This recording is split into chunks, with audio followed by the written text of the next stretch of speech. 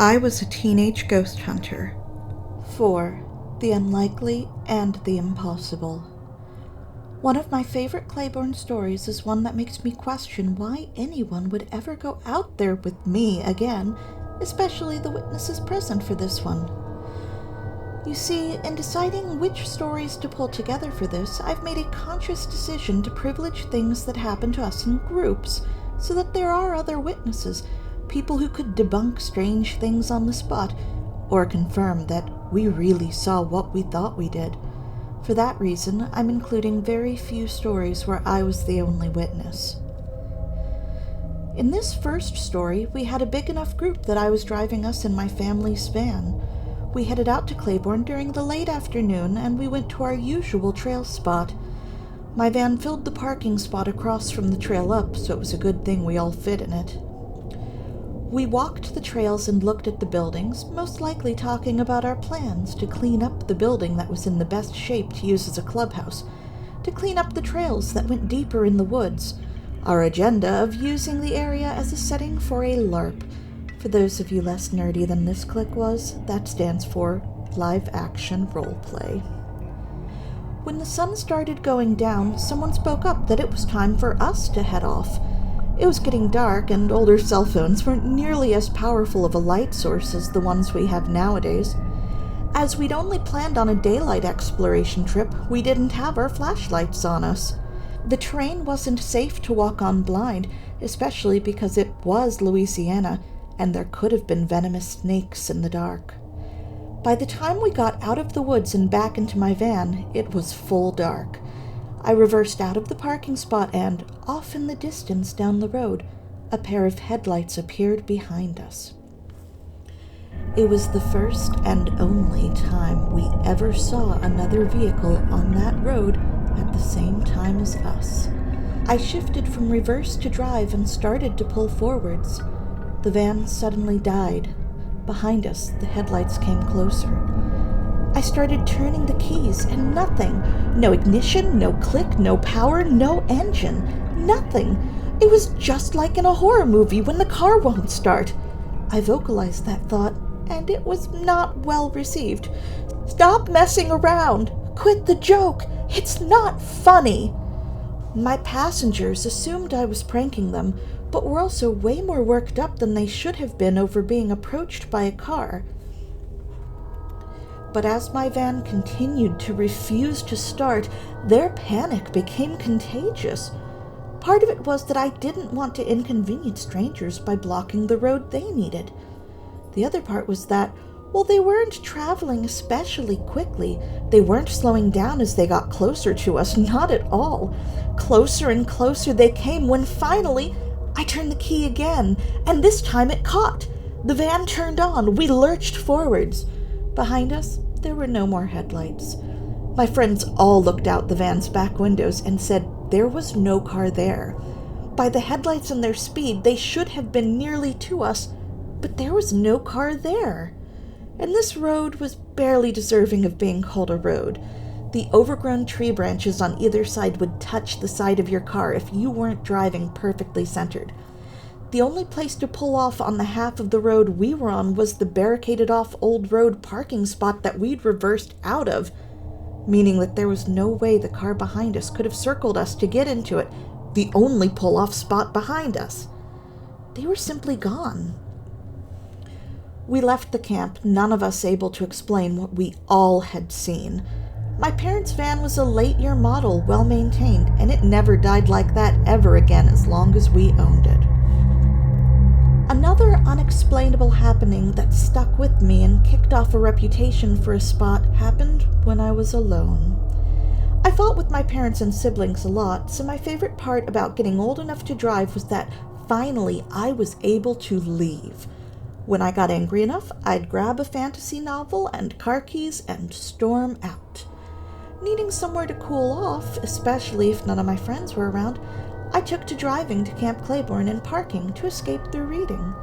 I'd go to a spot I called the parking lot. It was one of those cement slab things, and it was just down the road a little bit from the initiation building. It was a driveway to a paved rectangle, the left half of it a downwards incline. I'd pull straight onto the level half of it to sit and read, and once I'd calmed down, I'd use the hill part to turn around so I could leave. One day, it was a sunny, early summer, which is late May in Louisiana, or at least it was back in my day, weekday, at around 2 in the afternoon. So when I stormed off in a huff, I drove my mother's convertible. I was regularly allowed to take it, so it's not like I was being truly rebellious. It was just another hand-me-down car that I drove.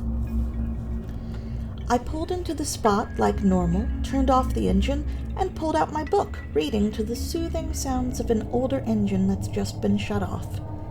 I didn't get very far in my book when I started hearing something, faint and just barely audible, from outside of the car. I dog-eared my paperback and put it on the passenger seat so I could try to hear whatever it was. Closer the noise came.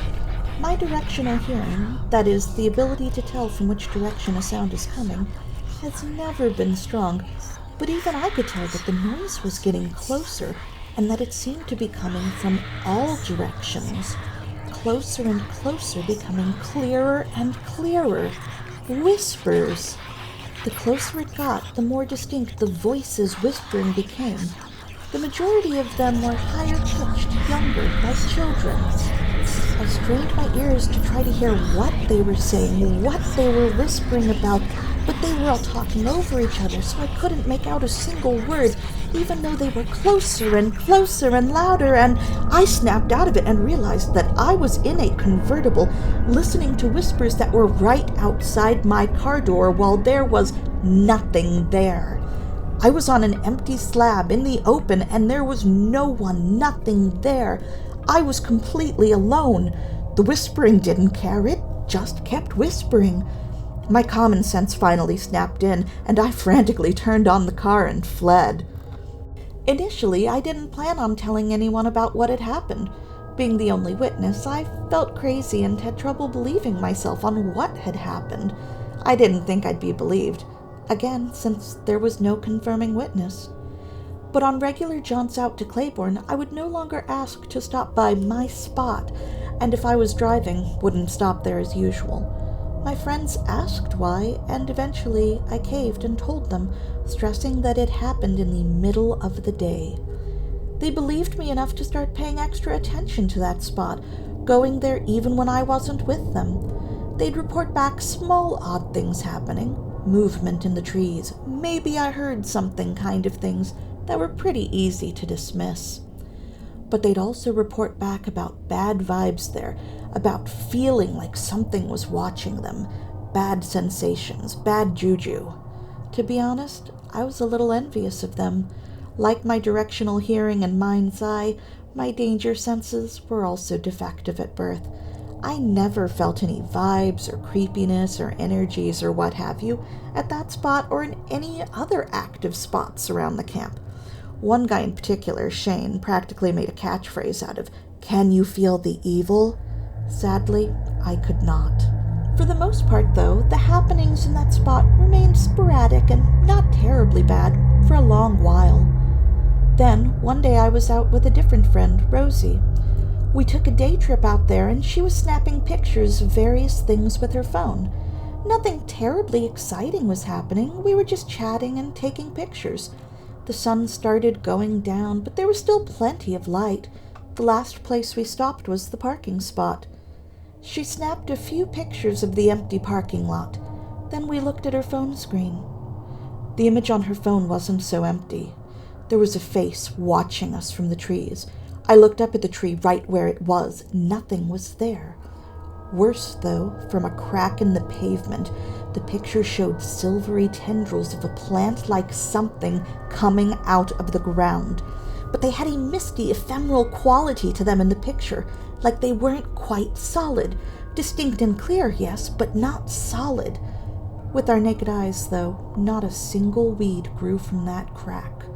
Freaked out, we jumped back into Rosie's car and flew down the road, off onto the main Claiborne highway, and then made our left onto the real highway back to safety. The moment we crossed over past the southbound lane and into the northbound, wham! The entire windshield of Rosie's car fogged completely over. You know how when your window fogs up, usually it starts at the bottom or top and sort of crawls across, giving you time to adjust your defroster settings? This was instant, perfectly clear to completely covered.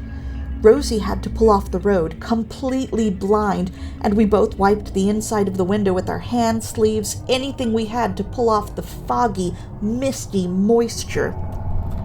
After taking a breather, it's genuinely scary to pull onto a highway and then suddenly be completely blind, we continued on to the pizza place we planned on for dinner. As we ate, we studied that picture on her phone. Just as clear, just as distinct, just as unexplainable. Then we separated for the night, her promising to email me the picture when she got home because I wanted to look at it on my computer, not my phone. Once she arrived home, though, the picture was completely gone. Her other photos from our adventure were on her phone, but that last one was missing. She was never able to recover it. That wasn't my only experience with photographic anomalies at Camp Claiborne. A couple of years before that outing, I had another Claiborne trip that started the same way. A daytime visit to take pictures, where nothing creepy seemed to be happening. I was taking pictures on a digital camera, and in the bright daylight, I couldn't really see any details on its tiny screen. I took pictures randomly, trying to capture all of the buildings. My goal was getting pictures to show to online friends who lived too far away to visit it, and who wanted to see what the place from my stories looked like. So I also took photos of the small building attached to one of the giant cylinders, just a small box of a room. I didn't actually step in because there was decaying leaf debris on the floor and I was paranoid about stepping on a camouflaged snake. The room was really dark, the only light source being the doorway I was standing at, and the sun was far overhead. I snapped my pictures with flash and moved on to take photos of more interesting things. It was when I was safe at home, my camera plugged into my computer, that I realized something was wrong. All of my photos of various buildings and spots were perfectly normal, just as expected, nothing creepy or wrong, except for one, the one of that small, empty room. In the photo, there was an electric lantern-style light hanging off of one wall. There was no light in that room. There was nothing that anyone could have hung a light on. There was nothing reflective on that wall, but it was very clear in the photo. What was worse was on the other wall, though. That wall had a pipe that went into its cylinder high on the wall. Just a boring old empty pipe. I made sure to frame the photo to catch it, since it was the only thing in an otherwise plain cement room, but it was just an empty old pipe. In the photograph, though, the pipe wasn't empty. In the photograph, clearly visible, a rounded, red, shiny, gelatinous blob, like a balloon overstuffed with pudding, was squeezing its way, either emerging from or disappearing into that pipe, barely fitting. To this day, I can think of nothing that could have looked like that, no optical illusion that could have been misinterpreted by the camera, nothing it could have been, no explanation. There was nothing there when I took the photo. If there had been, I would have noticed and drawn the others to see it. In fact, my friends did glance in the building before I took the picture, as we all sort of poked around everywhere each time. No one saw it. It wasn't there. But everyone who has seen the photo agrees that there it is, clear as day. That photo likely still exists somewhere, be it belonging to people I sent it to once upon a time, and if my old hard drive is still viable, it will still be there. Maybe next time I visit home, I'll try to dig up that old computer, see what I can find. Maybe my brother knows what happened to it.